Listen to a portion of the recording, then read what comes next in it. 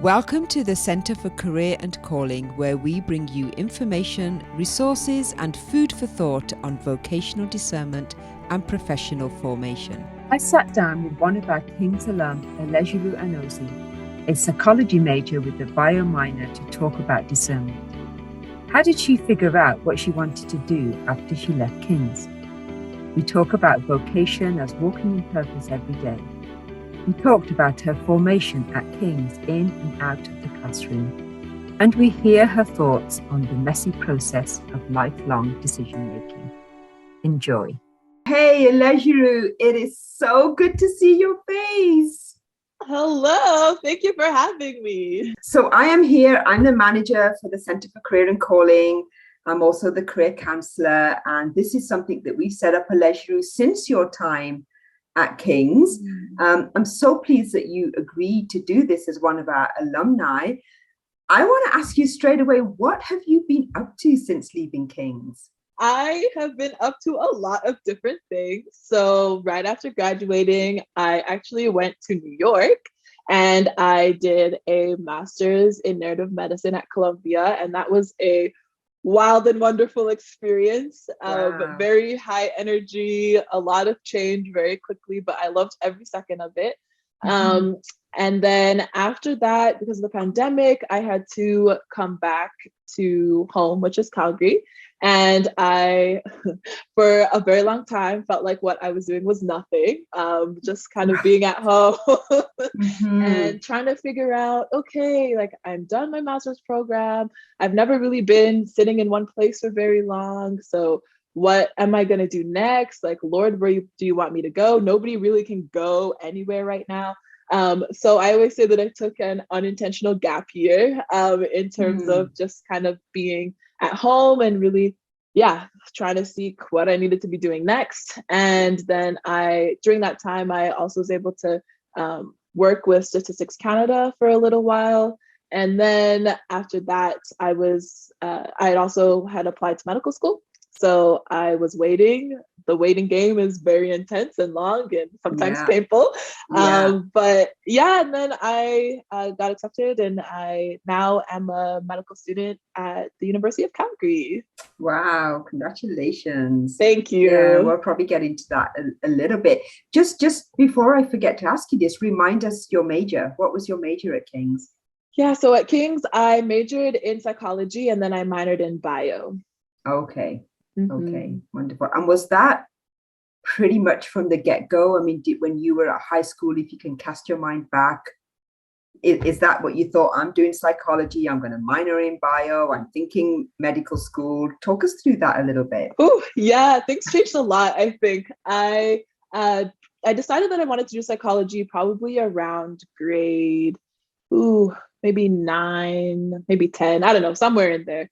And it was grade 10, I remember, because before that I was going to do business. I had my mind set on business, took my first business class in grade 10 and was like, absolutely not. I cannot do business. I do not enjoy it, which I think was maybe a premature decision. But after that, I just kind of wondered, what do I like? What am I interested in? I love talking to people. I'm very passionate about mental health.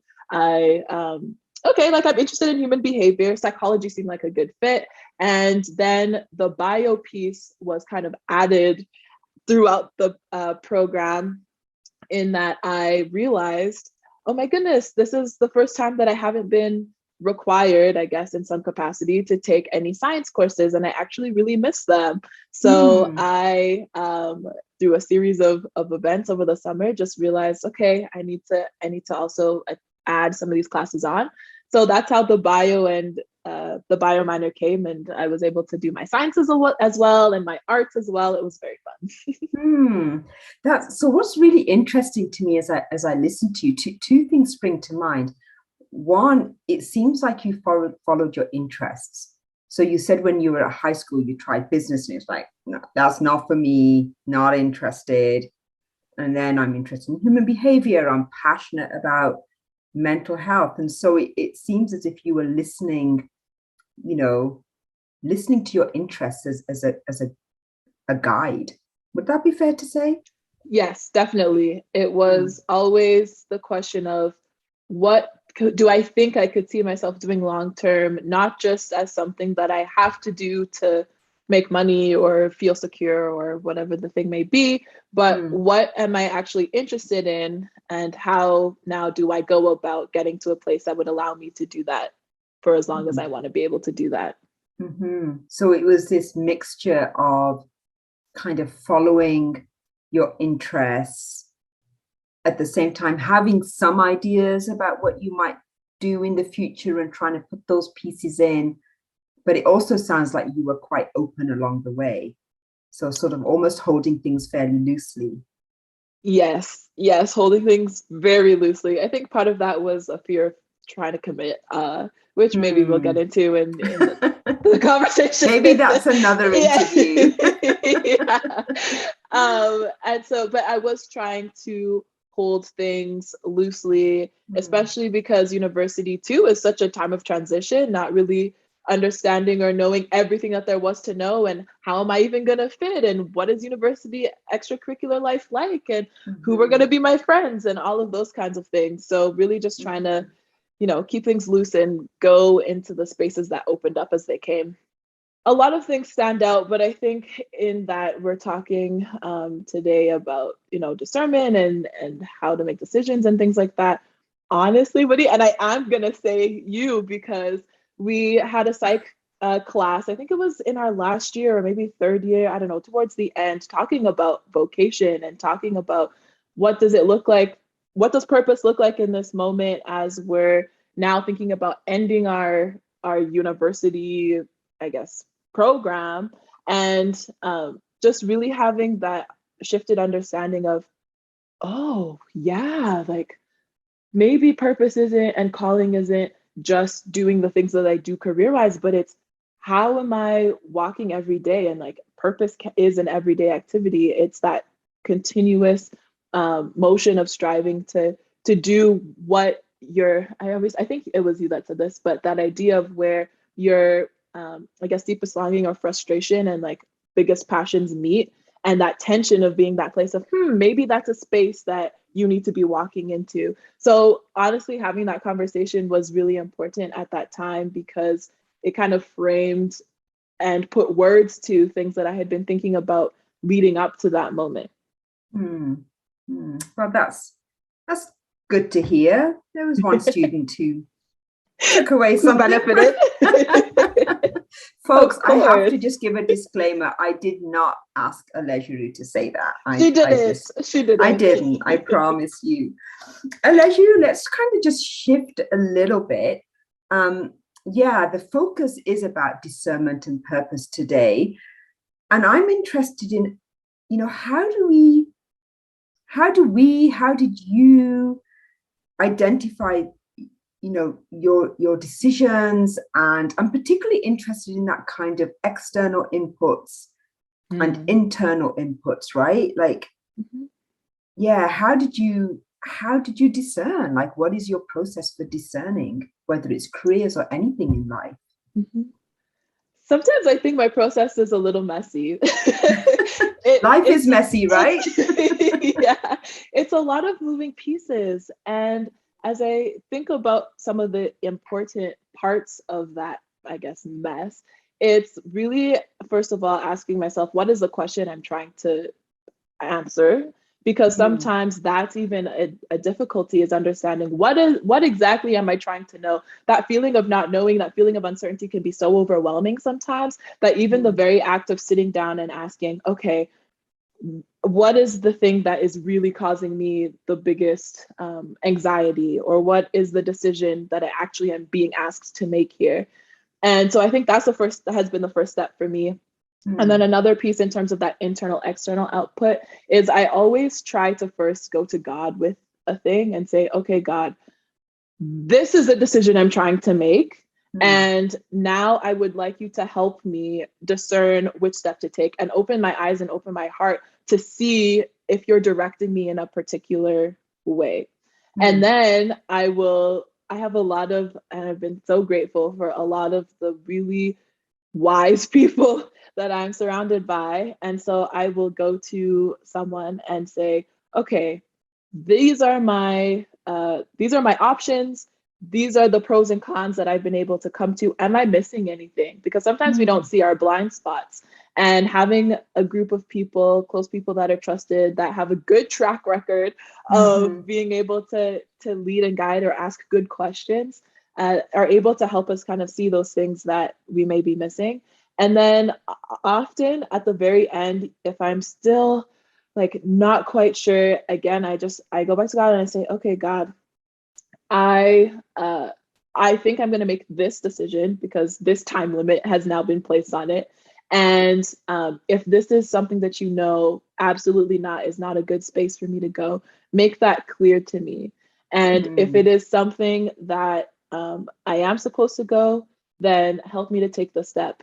And something that has been so pivotal in an understanding for me is the idea that God is God enough to redirect us, because sometimes I get stuck in that space of, well, what if I make this decision and I ruin God's plan for my life? Right. What if I do this thing? Things do work out, don't they?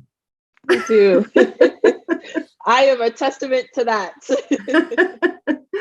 No, that's wonderful. So another broad question. If I say to you the word vocation, okay, what comes to mind? Priests.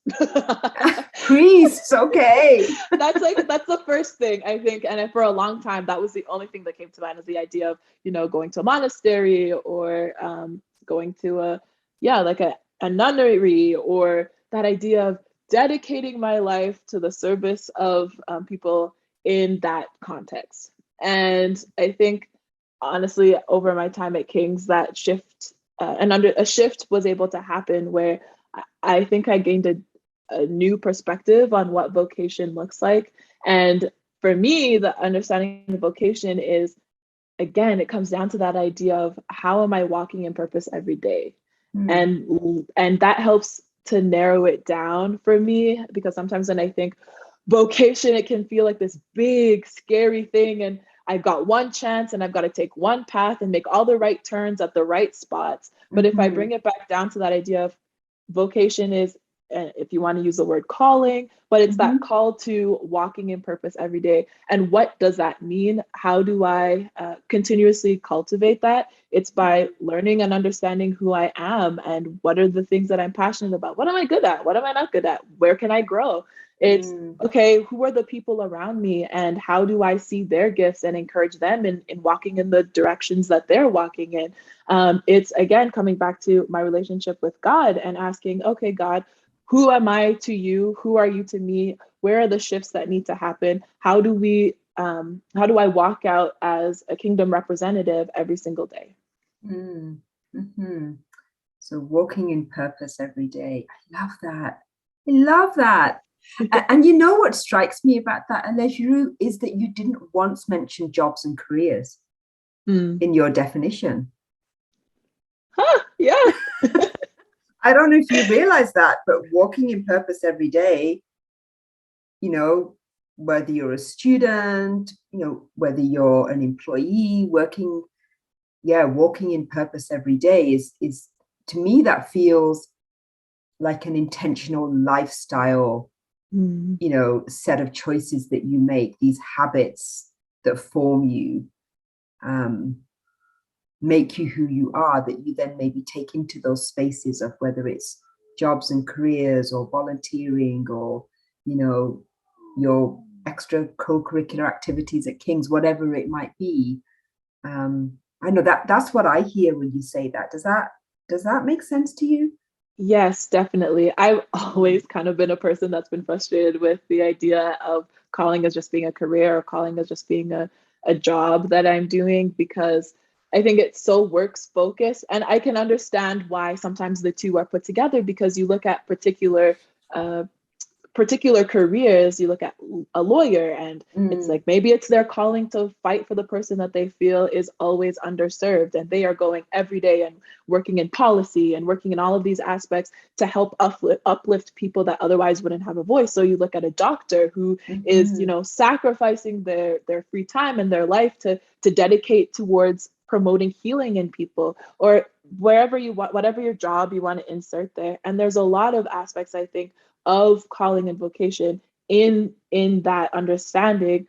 And so sometimes it becomes easier to just put the two together and saying, okay, well, my calling is my job. And so then we get this anxiety around going into university and thinking, okay, like I have to do the right degree so I can get the right job, so I can walk in the right purpose or calling, so that I can, live the good life that I'm supposed to live.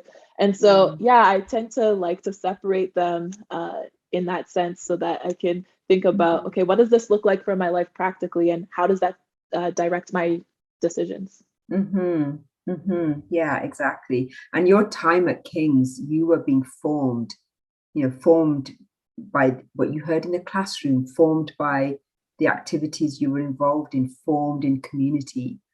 And so coming back to that vocation, walking in purpose, I wonder if purpose is as much about that formation process as it is about the things that we do.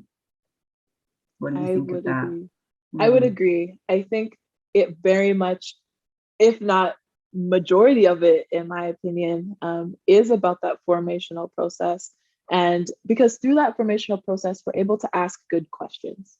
And in asking good questions, we're able to get to better questions. I don't even want to say answers, because it's that process, right? We may never actually, nobody ever just arrives and is like, okay, I got it. Thank you for that. And sometimes we're able to get glimpses of understanding and revelation and new perspective, which are incredibly helpful. But walking in purpose requires us to be willing to continually do that, which is take one step and then another step and then switch directions and take another step. Oh, that's so wonderful. You know what is really standing out to me, Olejuru, from talking to you and hearing your story, and this question of discernment is community. I know community is such a, I almost hate using the word because we throw it around so often, but what I mean by that is those inputs, right, in your life, whether it's your professors or in your classes or outside of King's, even your family, friends, but just that discernment is, yes, listening for the voice of the Spirit, listening for the voice of God in your life, taking things to God, and then testing those things out in those elemental waters of community.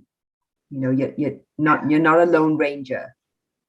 Exactly. And I think we need each other because there's, again, that idea of pointing out things that we can't necessarily always see ourselves, and having the space to bounce off ideas is really important. And that can only happen if we're in community. And so then also the question becomes, how do we do community well?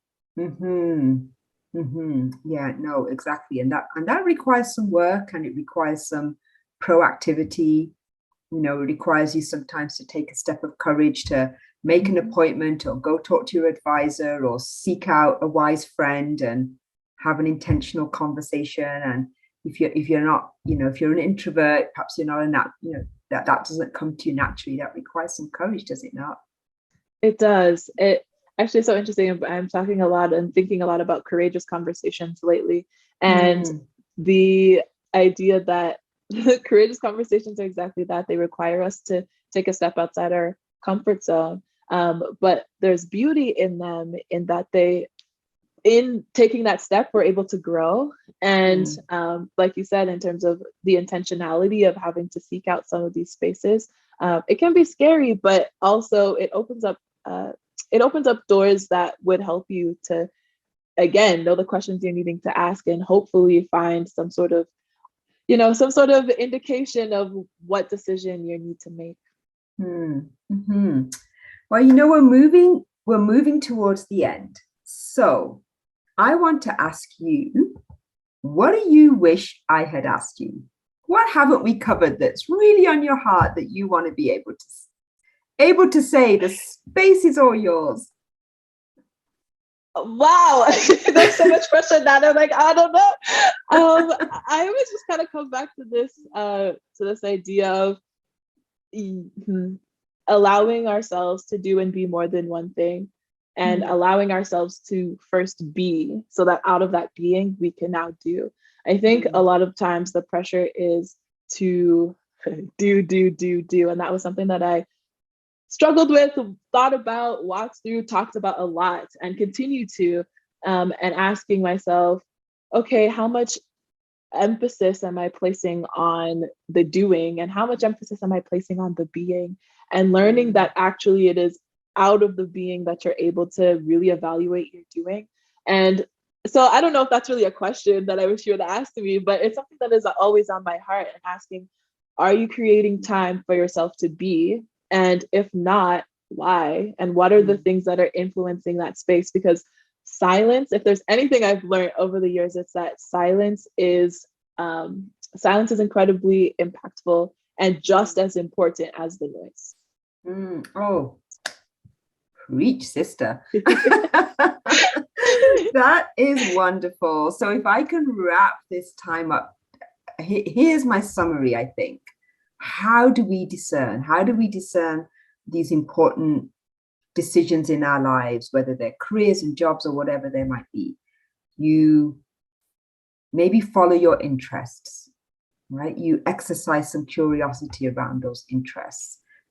You have times of quiet and silence where you can just reflect and listen. I was so taken by what you said about, I realized that I missed the sciences, and you weren't expecting that. So you reflect, and you make note, and you pay attention to those things. You seek out wise voices in your life. You're not doing this alone. You shouldn't do this alone, right? You shouldn't do this alone. And you seek out those wise voices. This has been so good, Olejuru. You take care. You as well. Bye. You have been tuning in to an offering from the Centre for Career and Calling here at the King's University in Edmonton, Alberta. Till next time.